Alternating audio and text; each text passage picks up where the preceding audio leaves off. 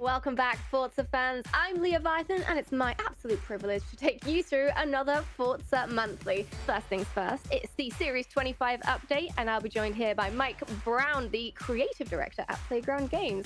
So this kind of started with a lot of requests we were getting for some more Australian cars to be added to the game. This one is the 2011 HSV GTS. This is the the 96 HSV GTSR. Now we are looking at the 1988 Holden Commodore Group A. So this is kind of the first car in the HSV line. But some exciting news was just announced last week during the Xbox Game Showcase. So let's have a little look at what that was. And some of the games you already love and some you have yet to play will also be optimized for Xbox Series X. Games like Forza Horizon 4, you'll get the next-gen upgrades at no additional cost when they launch. We're in this reimagining of Forza Motorsport. We're going back to our roots and have been pairing it with a bunch of new game concepts really built to welcome a new generation of motorsport fans into our existing community.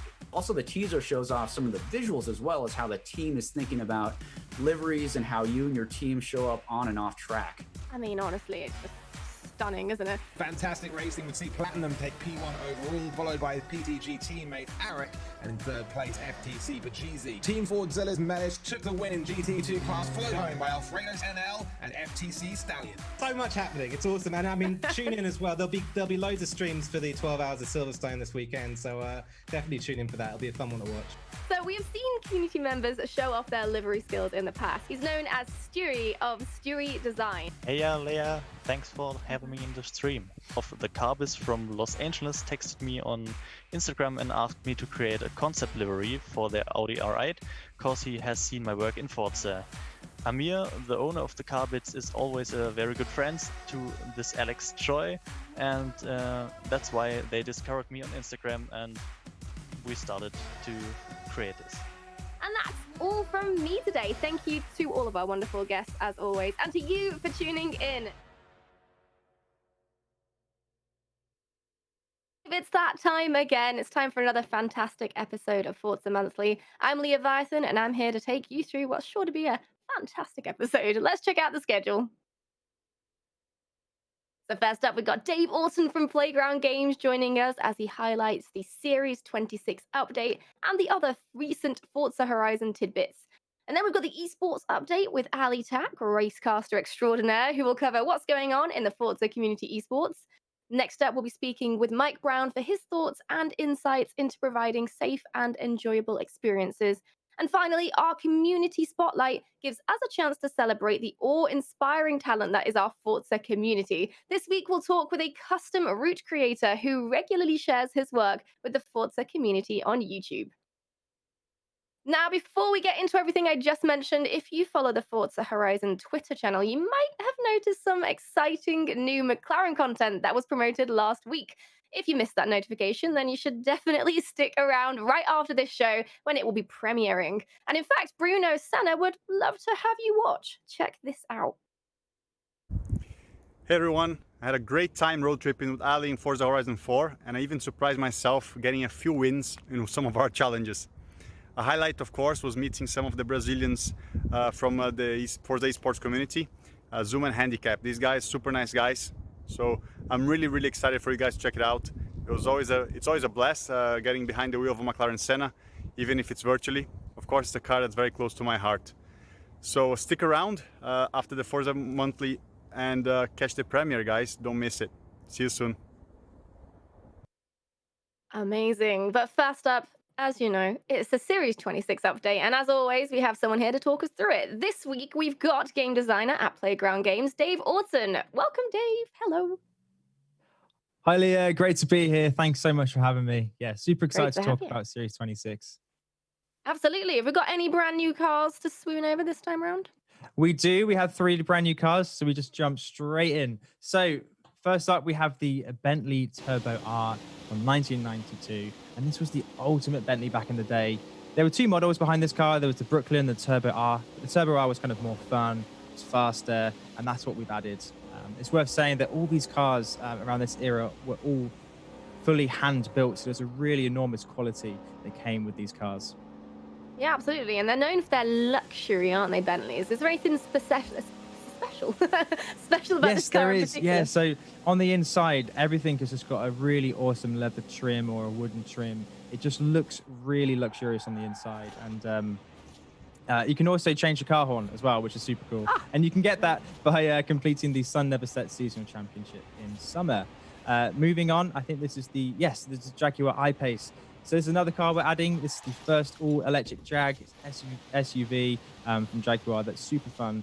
And you can unlock this by completing 50% season completion in autumn. amazing. Apparently, this car got an upgrade because of the I-Pace trophy. What's that about? It did, yeah. So the I-Pace trophy is the sort of sport track version of this car. And they actually pushed that to its limits with the battery. It's obviously powered by the lithium battery. And they found that they could get more performance when they did that. So the regular I-Pace got an upgrade because of all the enhancements and the way they pushed the regular one, which is super fun. And last but not least, this is the Land Rover Velar. And so this one sits in between the lower tier Evoque and the higher range Range Rover Sport models.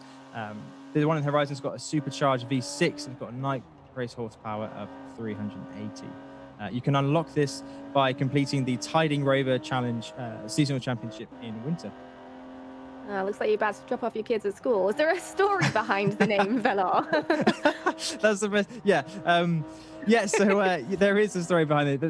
From its production all the way through to its name convention, everything was kind of under wraps. So they registered it to a factory down the road so people wouldn't see it at the press. And Velar actually is a kind of a word for hidden in Italian. And so that was kind of suggested by someone there. So from start to finish, everything was meant to be hidden. And that's why the name is Velar. So yeah, really fun. 3 new cars. So super exciting stuff. Amazing, yeah. And I understand on top of that, there are some car packs available for those who don't already own Car Pass. Yes, that's true. So for any of you Forza Horizon 4 players that don't own the Forza Horizon 4 car pass, and you can see some cars in there that you really like, but I wish I had that one. Well, now is your chance. We're bringing 2 new car packs in Series 26. We are bringing the British Sports Car Pack and the Any Terrain Car Pack. Now, these contain cars that are currently only available in Car Pass. So you've got the choice to kind of pick the cars that you want without going all the way and getting the entire car pass. So this is the British Sports Car Pack, and that comes with the 1962 Triumph TR3B, the 1970 Triumph TR6PI, the 2018 TVR Griffith, the MG Midget, and the Vauxhall VX220 Turbo. So you can get behind the wheel of some of Britain's most iconic sports cars, both old and new. That will come in at $699 or £5.79. And then we've also got another one, which is the Any Terrain Car Pack. And this is very similar deal. It comes with the 2018 Can-Am Maverick X RS Turbo R, the Alfa Romeo Stelvio Quadrifoglio, the Hoonigan Gymkhana 10 Ford Escort Cosworth Group A, the Porsche 185 959 Pro Drive Rally Raid, and the awesome Honda Civic GRC Forza Edition. I had to write that down. I could not remember all those letters and numbers there. But yeah, you can become one with the mud. Get behind some cars that are like purpose built for taking off road. We've got loads of that in Britain here at Forza Horizon. So yeah, super exciting. That comes through at $999 or £8.39. Amazing. And is there any other cool updates coming in Series 26?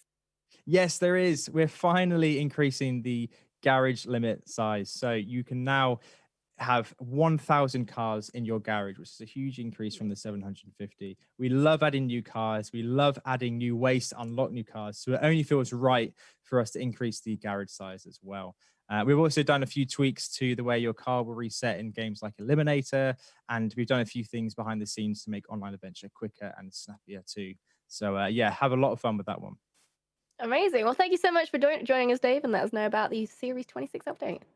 Thank you so much. Thank you.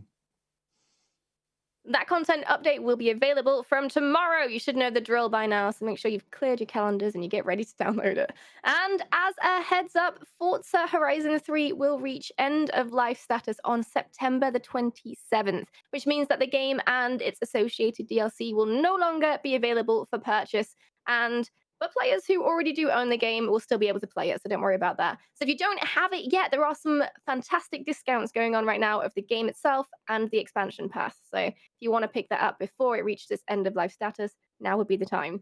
And one of the reasons for excitement around each new car that's released in Forza Horizon 4 is the opportunity to frame those lovely shiny cars on the camera. Let's see what rose to the top this month in the Forza photography posts.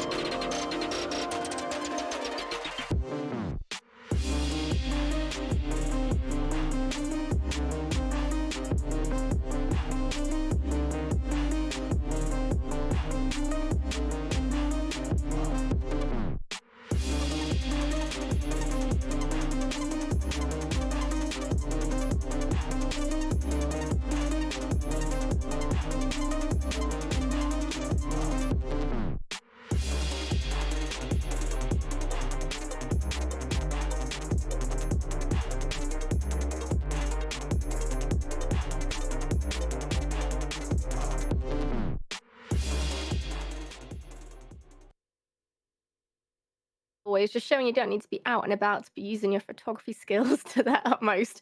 Next up, we've got the esports update. So I'm going to be welcoming in our esports extraordinaire. He's the man, the myth, the legend. It's Ali Tak, who's going to tell us everything that went on this month in the community esports scene. Welcome, Ali. Hello. Hey Leah, hey, how's it going? I gotta tell you guys, if you're regulars on my stream, you'll know all about my cute puppy Maggie. She's having a bit of a moment tonight, so if you guys hear it in the background, she's looked after. There's a human there as well looking after her, but she's practicing her singing downstairs. Oh, bless her. Take their moments, don't they? That's right, they do. So, what goes on? What has been going on this month in community esports? Well, loads and loads has been going on, and we've got loads to cover today. I think first of all, though, I mean, just yesterday and the day before, Leah, I was tuned in, encapsulated. I was watching with great interest. It was awesome to see all the racing from the Fordzilla Championship, and you were a massive part of that. Yeah, I was co-commentating, which in my world just means me going, ooh, very excited. Co-commentating the Fordzilla Cup over the weekend. So Fordzilla have put on their own cup in Forza Motorsport 7 to try and find essentially a new member of the team. So whoever wins it could potentially get a contract to be signed with the team, which is amazing. So this was their first heats this weekend. Everybody who entered, we took the top 40 fastest entries and then put them into the heats. And then the top 5 from each heat is going forward to next week's semi-finals and the final on Sunday. So really exciting. There was some really good racing there from names that I'm sure some people who are watching now will definitely recognize. Yeah, well, right. I mean, I was sitting there loving it. I thought you brought a great flavor to it, and it was really fun to watch. What are the names that jumped out though? There are a few that popped out, it seemed to, but who have you got your eye on? Who are you kind of secretly hoping to win so you can have them in the team? So there's quite a lot of names, so I might have got some of these wrong, so I do apologize. But there was one, Jim Supra, who was particularly, very impressive. That guy. Yeah, we'll talk more about him in a second. I mean, that guy's crazy. Yeah, it was. Yeah, it was Williams 7 as well. He was just absolutely leading the pack. Yeah, it was fantastic. You could really see the difference between the people who've been competing a lot and the people who haven't so much. But it's still the people who obviously newer to the competition, was still holding their Right. own. And I was really impressed by it because these people were all coming in, hobbyists, and did a fantastic job. So. And at the end of the day, yeah, it all comes down to that, that joy of racing, the fun of getting out there and getting your elbows out and leaning your car into each other. And it was, I was loving watching it too. Great. Lots of stuff happening in the community though this month as well. And so some cool things to check out. Yeah, I think we've got a video right now to check out at least one of those things. So let's cue that. We're just getting ready for what will be rounds 10 to 12 of the Erme Touring Car Championship here from Suzuka. First things first, big news is that championship leader Luca Townsend will not be racing. And we're underway. What a start for Brandon Roos, waiting for the grip on that rear-wheel drive BMW to kick in. Still side by side going through there. Going to stay side by side through the beginning of VS's through turns 3 and 4. Kirkpatrick is going around on the inside through the Casio triangle, taking the outside line there. Brandon was not giving up that position without a fight. There he comes across the line, taking race 1, Brandon Roos, and taking the fastest lap point as it stands. And we are underway for race 2. What a start from Andrew Lawrence, and also from Carl Cully behind him. And this is going to be tight one going into turn 1, and actually Phil, with all of this going on, has got himself into 4th place now. Cully taking the inside line, but that's now allowing Brandon Roos to dive into Degner 2. Contact between the pair of them. Both of them drop back now. As there's a change for the lead, apologies, it looks like. Andrew Lawrence has got past. Looks like it's going to be a run to the line. Ashley Field, last lap move, but Braley with the acceleration down low on that Chevrolet. Looks like it's going to be neck and neck going towards the line. I think Braley took it back. You can hear Rebs are climbing. Who's going to get away first? It looks like a pretty even getaway between the two, but he's got a bit wide, it looks like, and that's allowed Brandon Roos back in, but a bit of contact between the two, and that's going to put Cole Cully back on the inside. Brandon has taken the lead from Garside. He's got a great run on him, my apologies. He's pulling alongside him over the start-finish line, and Kirkpatrick has got the outside line and has already got past for the second time tonight. It's going to be Brandon Roos. Yet another quality drive from him. That was possibly the calmest race I've ever heard, and like the best way. It was so chill. Give us the lowdown on what was happening there. It was awesome, right? It's touring cars, and if you guys have seen a few of my streams as well, you'll know I love a touring car from time to time. Those things can the joy of them is they're front wheel drive, got these turbochargers in them, and you can really get you can get a lot more contact in a touring car than you can in a lot of other cars. Makes for a very specific kind of racing and a very fun one to watch. I was loving that. Yeah, OMA they're called, Online Motorsports Association. They're on Facebook. Actually, I hadn't heard of them before. Before I was just on Twitch checking stuff out, lurking, and saw this cool cast by them, and just really wanted to show you guys and have a little clip from there. The lead of the championship right now is Ashley Field, Brandon Roos. So we saw putting on some great overtakes just there, is second, and Callum Kirkpatrick is in third in the championship. So all three people who we saw featured in that first race, I think a couple more races have happened since then, are still there at the very top of the championship. Yeah, cracking stuff. Amazing. So there you go. If you happen to be organizing your own small championship on your stream, you never know where Ali might be lurking. Keep an eye out. Peeking out and over the top of my table, taking notes. We do have another race to watch though, so let's check out this one. Welcome to the 2020 Tora IndyCar Championship broadcast here on Tora_live on Twitch TV. I'm your host for today, SFM Darkster, joined here by Tora's Wise Boy Racing. Scotson is going to lead us to green once again. We shall see if Scotson or Supra gets the advantage out of turn 1. Dead even off the line. It looks like Karts might actually be pushing Supra around the outside here. They almost go 3 wide for the lead. Scotson will hold it through turn 1. Supra runs a bit wide. Goat looks up to the inside, and Super can't quite make it happen, so it will be ESV 1-2, but Goat does slot into that third spot ahead of Karts. Just a couple of tenths right now between the top 3. You could throw them under a blanket, about a tenth and a half, and Goat's going to go up the left side of Scotson for the lead on the approach to turn number 3. Is he going to keep it done? He's got the line. Scott's on the inside. A little bit of contact there. I think Goat may power on the outside. No, Scotson gets better traction. But he's still there. Who's going to lift here? Somebody's going to have to lift through this kink, surely. Oh, they're going to hold it side by side. Almost contact. Scotson on the outside curve. Great racing here for the lead, and we're only on lap 4. He's going to be very tight regardless of the outcome for any track. He's got him. He's going to get him. Pass from Spillgoat. Oh, not almost quite. him into the grass. Yeah, Scott left him just enough room not to crash there, and that's going to allow Supra to make his way up into second. But all three of them coming together. Three Scott wide in for grass. the lead. Supra through to the lead, and now side by side for second. Scott actually lost even more. Oh, and he got a spin. Spins off of turn 1. I don't know. Oh, okay, so he's going to have big damage on the left front. So this is going to be a gift back to Scott. Spillgoat looks like he's down in the 7th position. Remember, he is one pit stop behind overall compared to the other top runners. So that could influence the gap. But up at the front, Supra 8.9 seconds over Scottson, who is in turn 1.4 seconds ahead of Karts. And then it's a country mile back to 4th position, 19 seconds. But the fight is on for 3rd. There now, this is going to be wheel to wheel in a moment here. Goat is all over the back of Karts. Yep. Okay. Oh, contact again in turn 1. Nope. Oh, he forced it around the outside. Oh, he wiggled it. Oh, the car to crash, so so Goat's definitely going to be good to the end now. So I think the top 3 also have to pit one more time. He is in the pits. So 4th position, Real Spillgoat. Where will he come out? There's Karts. Side by side. Pass nope, complete. Gonna get him.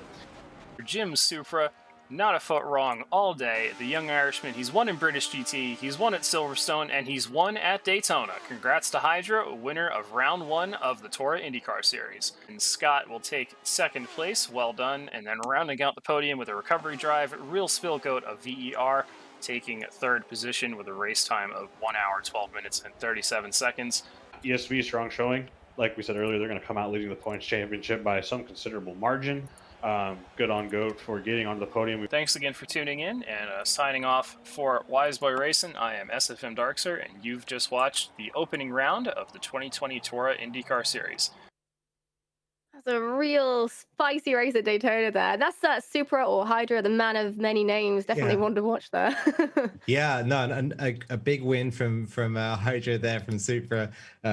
Like you say, he goes under 2 tags at the moment. I just love that clip as well because it's got some great storytelling. You know, I think from a casting perspective, big ups to the guys from Torah right there.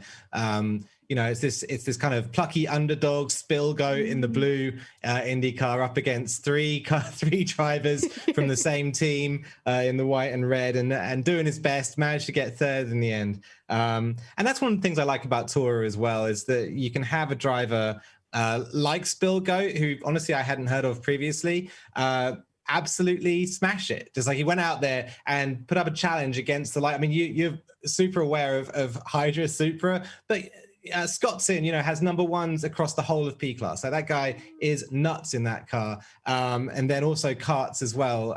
Every time I put a time on the leaderboard, Karts seems to come and poach it and beat it. So he must be pretty fast. He's at least faster than me. No, he's definitely a fast driver.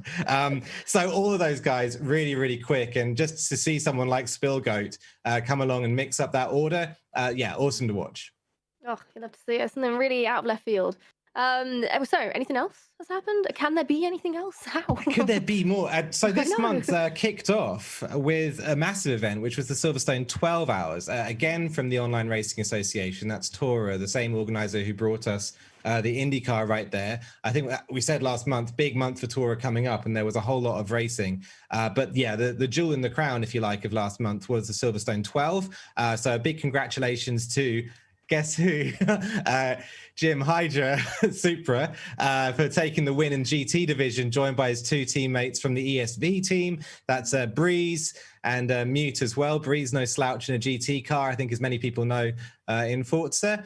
They were chased home by the SVR team of Barcode, Solar, Spectre, and Bullet, and GTR just behind them. Nice to see GTR still out there putting in results in big events.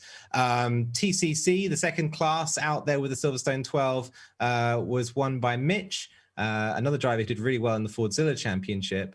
And then Type R and Bokit as well. All 3 of those guys, sort of the usual suspects in a touring car. And this was no different. So yeah, going out there and smashing it, winning it in the second class.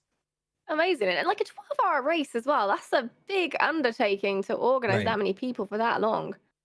It was, yeah, it's a massive one. And, you know, these organizations, they're all run by volunteers. We mentioned, you know, the website is racetorah.com. those guys all just go out there and organize this stuff. You can imagine just running a 12-hour race for a few of your friends might be difficult, but this is running one for over 90 teams. They're scheduling them into the fastest lobbies and breaking that down into slower lobbies, and then having mods who can look after each one over the 12-hour process. And that's just on the organization side. On the tournament organizer side, on the teams side, you've got the teams looking after themselves and scheduling their drivers, putting them in where strategically it seems best, practicing, tuning, painting the cars, the whole thing. It's this huge amount of work and this huge kind of festival of people who just enjoy playing Forza, enjoy what they're doing, and go out there and race for the love of it. And so I love those events. It's cool to see them still going strong. And again, big ups to Tora for putting them on. It's amazing to see. Thank you for them for giving up their time. Really, it's what it is. It takes a lot of volunteer hours to make that happen. Right. Well, next up, we want to look into the crystal ball of the future. And Ali, what's going to happen next month? What's going to happen? All right. Well, get your pen and paper out for the lottery numbers for the coming month. These are some of the highlights from it. Of course, we've got the Team Forza finals coming up.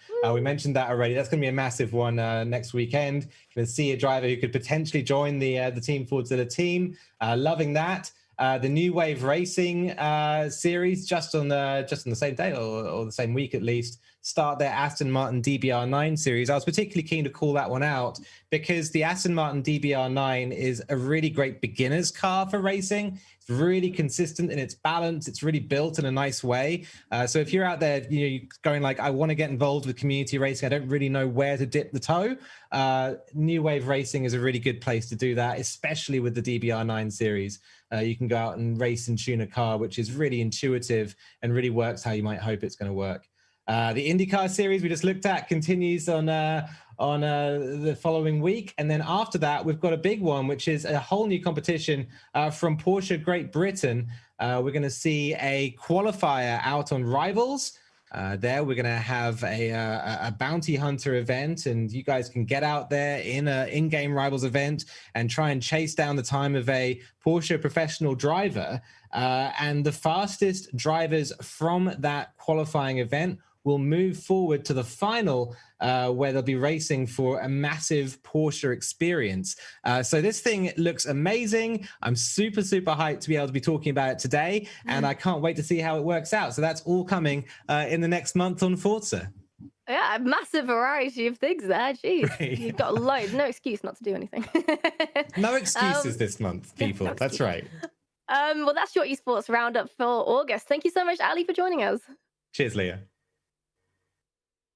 Next up, I'm going to be joined by Playground Games creative director Mike Brown for a conversation around community enforcement. Welcome, Mike. Hello. Hey, Leah. How's it going? Not too bad. Hello. I understand you're here to talk about some hot topics in the community, but first, how are you doing? Are you well? I'm doing just fine. Thank you very much for asking. Good to hear. I mean, as some of the most passionate members of the community are aware, there has been some discussion around Forza's enforcement policies and bans in particular. And while a message addressing this was shared on forzamotorsport.net, you particularly were eager to continue the conversation today. Yeah, that's exactly right. And I want to make sure that everyone knows that we don't see this, we do see this as an open and ongoing conversation. Right after I tweeted out that blog post on Tuesday, I was on the Forza Discord and our Twitter, and I was chatting with our fans. And it was really clear in those discussions that there was quite a lot of confusion around some of our enforcement policies. And I think we have to take quite a bit of responsibility for that. If we're not giving you enough information to know what is and isn't within the rules, then it's not really fair on us to then be particularly strict on how we enforce those rules. And what were people looking for clarification on particularly? Yeah, so one particular example that kept coming up was Rising Sun, which we have listed under notorious iconography, and therefore it's a bannable offense if you were to use that in a livery. And I can totally empathize with this confusion because it doesn't really explain what it is. You see the words Rising Sun on that list, but it's not necessarily clear in which cases it's considered offensive and in which cases it isn't. But that flag is considered offensive throughout East Asia, and when it appears in the specific context of the flag of the Japanese Imperial Army. And that means in order to get banned, it needs to be an accurate representation or recreation of that specific flag. So the same colors, the same aspect ratio, same number of lines coming off of the sun. Any other artistic interpretation will not get you banned. And I think this graphic here hopefully helps to clear that up for people. Like I say, the guidance here really wasn't very clear, so I'm not surprised that people were confused. But I do have one last point on, well, I bet I have a few more points on the Horizon Sun before I finish. But one other point that I wanted to make is that it's actually been on the banned list since 2016. But the wider community didn't really seem to notice until a couple of months ago when we drew attention to that list by adding the Confederate flag. And I think the fact that it had been there for 4 years without anybody really mentioning it shows how few people have actually received bans for using it. Right. So, like, how does the system know when a player is trying to make an offensive livery or just a coincidence? Well, yeah, Leah, that's a great question, and it's also the great thing about the system is that it's not a system at all. It's people. It's people on our team.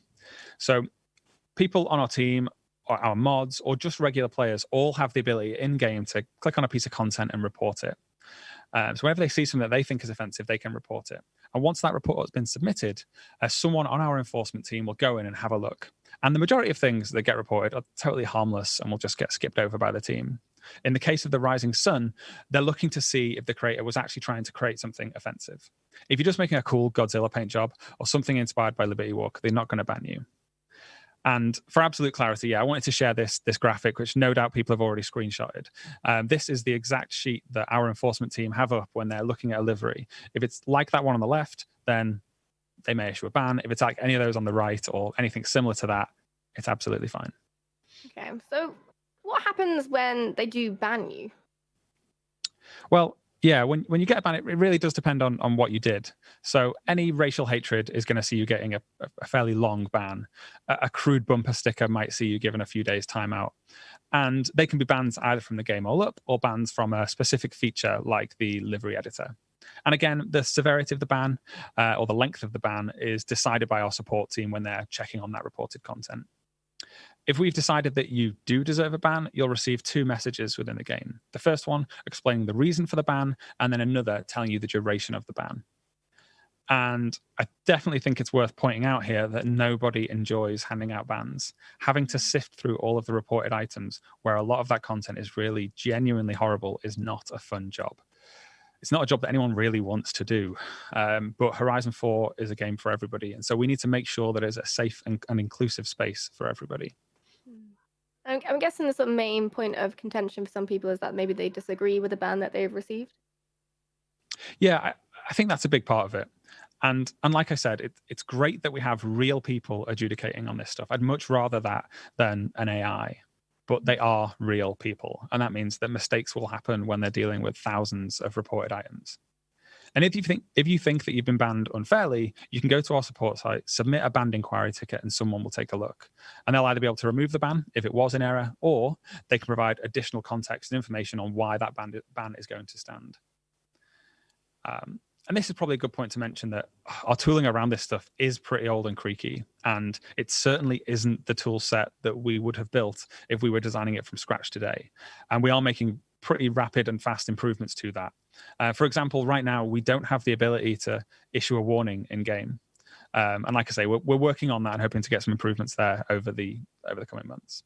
For sure. I mean, and that's all in game, but what about on the Discord? Yeah, so there was a significant amount of drama on the Discord. But first, I'll just close out that previous point. I'll say that we really don't like people discussing their specific in-game bans on Discord. The reason for that is that our Discord mods aren't able to look into those individual cases, so they can't really provide any additional information. And we don't want to then talk publicly about these cases that can sometimes be quite sensitive. Going in there to talk about ban-related topics is fine, though. I think it's totally healthy to be able to go in there and ask why a certain thing is banned and why another is allowed. Why is Rising Sun allowed and not this other thing that I think is offensive? Fair warning, if you do come and tell us you think things are offensive, they might also get banned. Yeah, so anyway, on Discord, yes. So when you enter Discord the first time, it'll show you the rules and regulations. I think they're all pretty straightforward and sensible. There's also info in there about how the bots work. And they'll tell you the sort of things the bots are looking for and the sort of things they'll do in those circumstances where you might trigger a bot. We had a bit of an issue last week following AR12's video on banning. And first of all, I want to say that he's totally within his rights to make that video, and it included some really fair points that I think we've been addressing this week and indeed right now. So no criticism whatsoever on AR12 for making that video. However, immediately after that video went out, we had a lot of brigade spamming in the Discord. A lot of people dropped in, were really just spamming the chat. And to try and stem the tide of that, our mod team added the words ban and banned to the filter. Now, that doesn't mean anyone was auto-banned. That's not what that system does. But instead, it filters those words out and allows the mods to more easily find the people who were spamming. And quite a few people, including Nick from AR12, were issued 7-day Discord bans for spamming. Those words were then removed from the filter the next morning. That's basically the story of what happened on Discord. Hopefully that clears it up for people, a bit more clarity on the situation. From what I've heard, it was quite upsetting for some people as well. Yeah, and you know what? When you get a little rap on the knuckles like that, I think it's totally understandable to be upset. No one likes to feel like they've been told off. Something that I emphasize to my team a lot is just how important games are, how much they have the power to impact on people's lives. And for a lot of people, and no doubt a lot of people watching this right now, games are a part of who they are. You might describe yourself like, I work in finance, I play golf at the weekends, and I love to relax and play Xbox. That sentence doesn't sound weird. Games are on a level where people use it to describe who they are. I totally get how much people care about games. But over the last week, we have seen that passion escalate into real hatred. And the abuse that some of our team have received has been totally out of order. Honestly, it's been genuinely upsetting. Every one of us who works on the Forza games cares deeply about the games that we make and our community.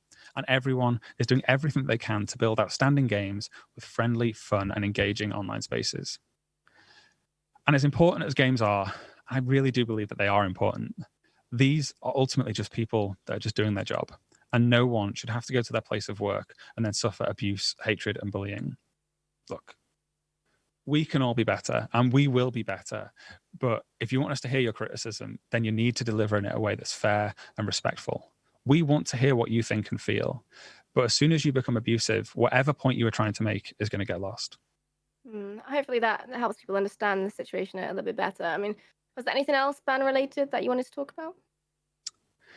Yeah, there was one other subject that came up when I was chatting with the guys in Discord the other night, and that was I really thought we should cover that off, and that was leaderboards.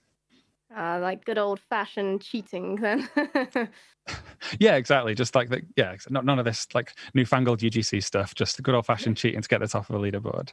And yeah, it is fair to say that some of our leaderboards have got some pretty goofy scores and times on there. And I have to say that's on us. I think we've dropped the ball when it comes to scrubbing out those bad scores, or at least we had done until this last week. We've been doing a pass on as many leaderboards as we can. Not yet all of them, but it will be soon. And I want to call out one community member in particular who's been extremely helpful, who was Uptopia. He has submitted, or I don't know if it is a he actually, they have submitted a crazy number of tickets calling out impossible scores, which we've then been going through and scrubbing off as they've been submitted. We tend not to issue bans for leaderboard manipulation unless it's really obviously a hack or you're a really prolific cheat. As I said in the blog post on Tuesday, I felt like the ban for scans for using that checkpoint glitch in Rivals was really harsh, and I don't want to see us issuing bans for things like that in future. We may delete a time from the leaderboard if we don't feel like it's in the spirit of the mode, but that doesn't have to be followed up by that person being banned. Okay, that's fair. I mean, maybe there's some other support ticket stars that we don't know about out there who'll be able to impress us with their skills next month. Is there anything else you'd like to mention? Yeah. Be like Uptopia. Yeah, I'd just like to reiterate a few points, really. So firstly, we're not perfect. We've made a bunch of mistakes, and we've owned up to those where we have. And we're always looking to be better. I personally am always looking for ways that we can improve communication and be as open and transparent as possible with you. Secondly, I want everyone to know that we really, really do want to hear what you think of the game. And as nice as it is to be told how brilliant Horizon 4 is, I actually value constructive criticism way more than that. It's my job to make Horizon 4 better, and it's my job to make our future games better. So when there are things that you're not happy with, I want to hear about it. Discord and forums, they are great places to have those conversations. but I do have to make this one final point. If you want us to hear the point that you're trying to make, it has to be shared in a fair and respectful way. Some of the messages I've seen this week do not paint this community in a good light at all. And I know it's a tiny, tiny number of people, but when folks go on Reddit or Twitter and they see those comments, it makes the whole community look bad. And I think it's a responsibility on all of us, on our side as developers and your side as the community, to like stamp out like that hatred whenever you see it. Fair enough. Well, thank you very much for your willingness to speak openly about these matters, Mike. And thank you for chatting with us all about this today. Yeah, thanks very much. Thanks, everyone. And thanks, Leah. Thank you.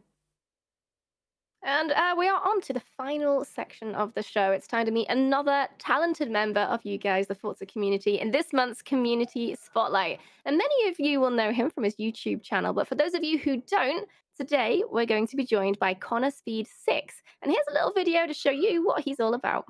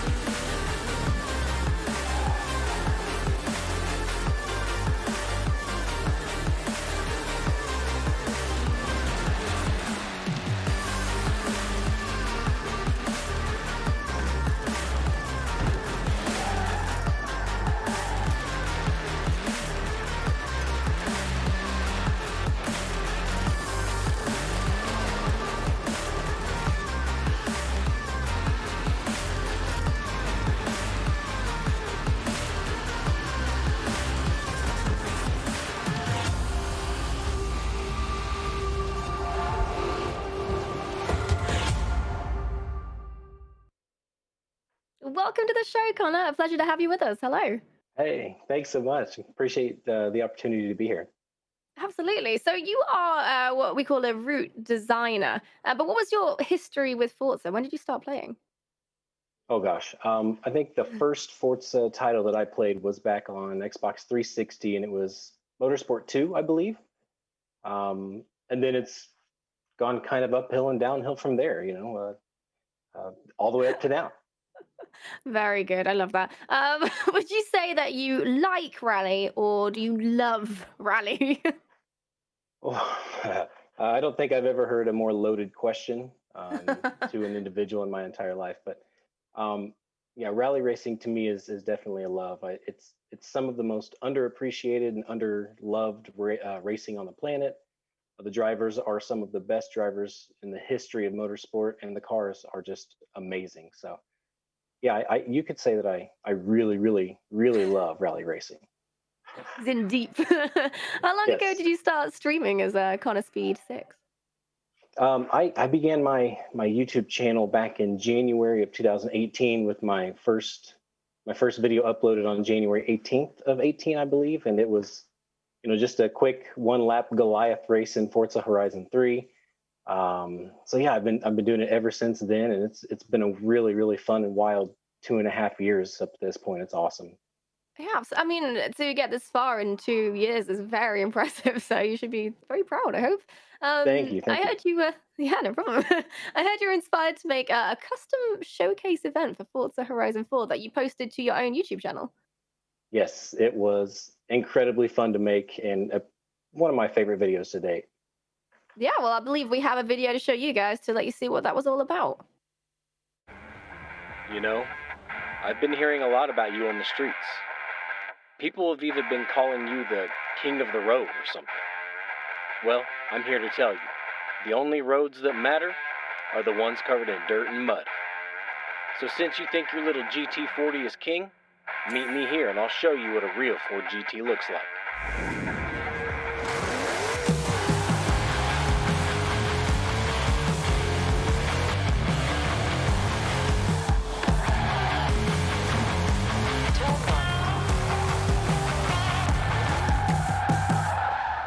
Arrived at your destination.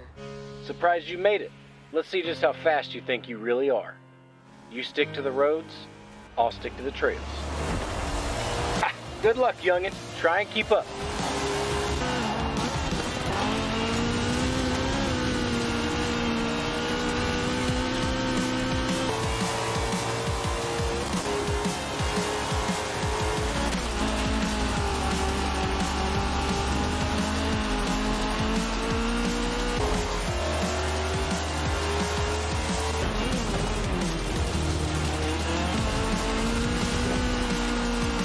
Yeah, you may be ahead now, but don't get too comfortable. Don't mess it up.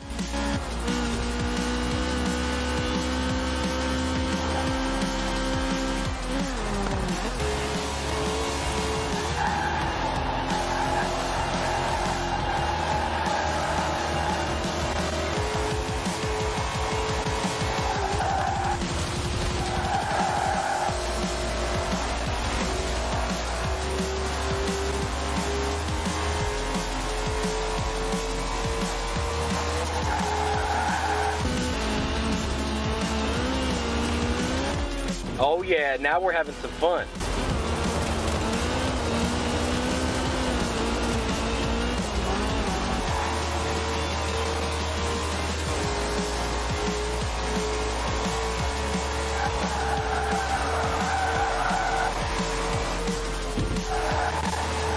Uh-oh, somebody's losing.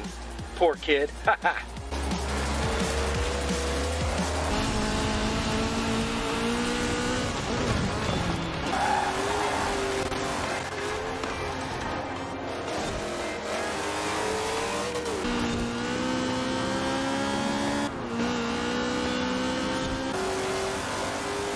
No! Well, I have to give it to you. That was some really good driving, kid. But next time, you won't be so lucky. So I love that you saw showcases in Forza Horizon 4 and you went, you know what? I love rally, but there's not enough rally in this game. And I'm going to make my own rally showcase. And you kind of did the whole production. That's really It cool. was awesome. I love that. That's one of my favorite videos to date, and I'm really still extremely sour about losing, by the way, but it's okay. Can't win them all. No. To make that showcase, you've got to have like a real meticulous understanding of making custom routes. So how did you like perfect those two routes like to come together like that? Yeah, I mean, it takes a lot of driving around the map to kind of know where you're going as well. But it was sort of a lot of tedious testing and looking at different roads and different cross points from where a dirt road crosses a regular road, so I could place checkpoints. But yeah, what I did is I really just built the first route, which was road, and then I went from there and timed that.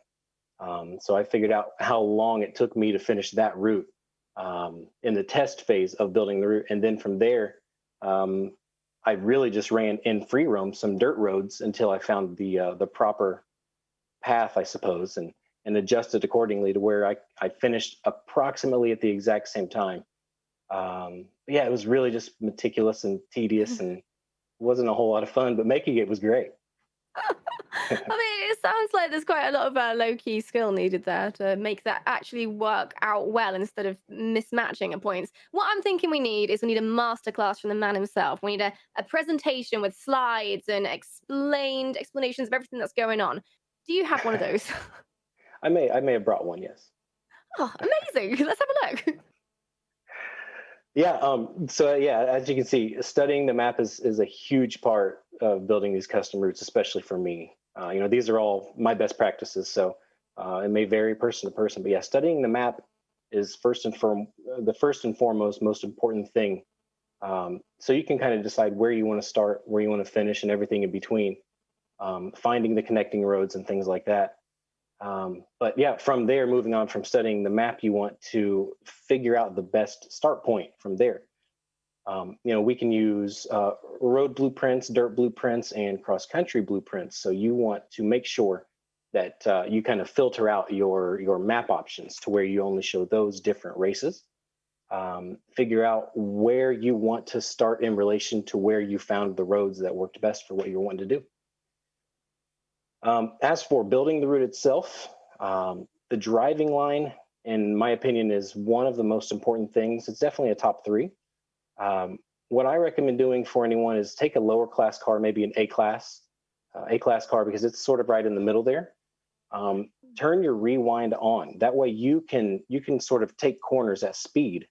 That way you can get the most natural or the fastest driving line through the corners. You'll need to hit rewind every once in a while, just to make sure that you have the proper line. And once you've figured that line out, you can go back and then place your checkpoints. But yeah, checkpoint placement is the most important thing, in my opinion, for a custom route. It's one of my biggest pet peeves by far in the game. You know, when I'm building and racing, and then racing other blueprints as well, if there's some random checkpoint out in a bush somewhere that leads me to a bush somewhere, that's an issue. But yeah, what I try to do is I try to make sure that, you know, they're about the width of the road. You don't want to have a checkpoint too narrow or too wide. You know, that can really hurt the person driving the route, or it could help make a cut, which could hurt the other racers in the race. So what I like to do is I like to take the checkpoints and make sure that the inside flag on the inside of the corner is right in the middle of the apex. That puts the outside flag all the way to the outside of the road and just kind of outside of or off of the road itself. That does a couple things. That keeps people from making corner cuts, and also gives the driver a reference site down the road and sort of a braking point to help if you don't use braking line. But yeah, it helps you kind of find that apex of the corner if you're not super familiar with it.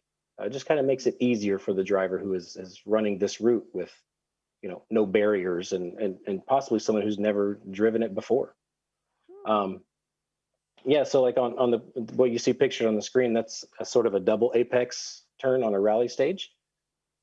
Both of the checkpoints are sort of in both of the apexes in the route, sort of at the entry and exit, if you will, of the corner. So that's really, really big.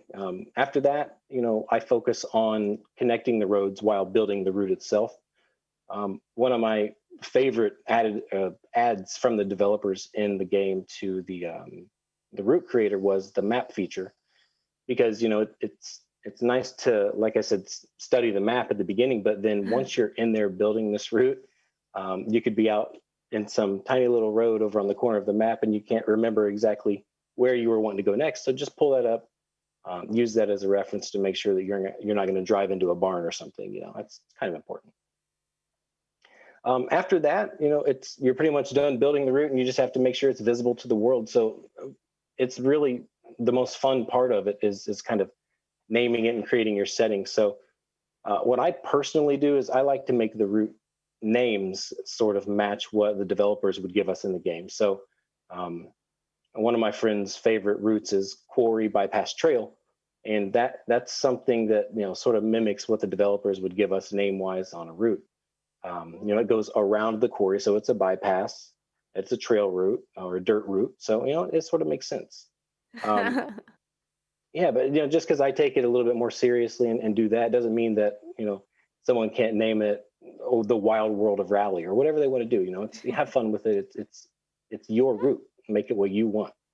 Absolutely, or just name it Dave if you want. Just put whatever name you want on it. Exactly. You know, after all this is a game, so we're here to have fun. You know, this is why we want to take it seriously and win and do well. Of course, it is all about fun. So when you're building your routes, just kind of go back a little bit and think about, you know, fun ways to integrate different things into a route that may not be seen normally. So, you know, as you can see on screen, I have sort of a right entry chicane that you would see in real life rally, to break up those long straights that connect, you know, some of the roads you're using. It's fun to do stuff like that. Just have a chicane with skinny checkpoints to the outside of the road, and then skinny checkpoints on the opposite side of the road to make it a little more challenging and break up the monotony of it, you know? Yeah, it looks like an evil little slalom, actually, if people aren't expecting it. Coming downhill too, yes. Yeah. Yeah, it's always fun to add stuff like that in. I don't know, it's just different. It sets your route apart. Don't necessarily always take that standard corner on the map. You know, try something different. Go out of the way to make it a little bit more interesting. I mean, that's what it's all about. If you have the ability to create your own showcase like that, why not make it different to what there's already out there? Of course. Absolutely. Well, I think you've made creating a custom route a lot less intimidating than it was before. So perhaps some people will be more willing to give that a go, which would be amazing. And we look forward to playing some of yours and tuning into your YouTube channel. So thank you so much, Awesome. Connor, for joining us today. It's been great. Thank you guys so much for the opportunity. This is great. It's been fun. Thanks. Thank you. So, as mentioned at the top of the show, we have some special McLaren content starting to immediately, not tomorrow, now, immediately after this show. But first, let's take a quick look at the programming lineup for this week. So we've got pro driver Shannon McIntosh will be putting in some laps later today on Smack Attack, and Yachts All Stars on Thursday will be guest hosted by long-time Forza friend Mellish. So you might want to tune in for that. Can't believe we're at the end of another show, but thank you to all of our wonderful guests and you, the viewers, for tuning in to support all things Forza today. Stay in your seats though, because up next we've got some exciting driving action from the world of Forza Horizon 4. Join Ali Tak in the first of a series of cross-map road trips through historic Britain with a very special guest. It's McLaren Automotive Ambassador Bruno Senna. Let's see how the two of them got on. But it's goodbye from me.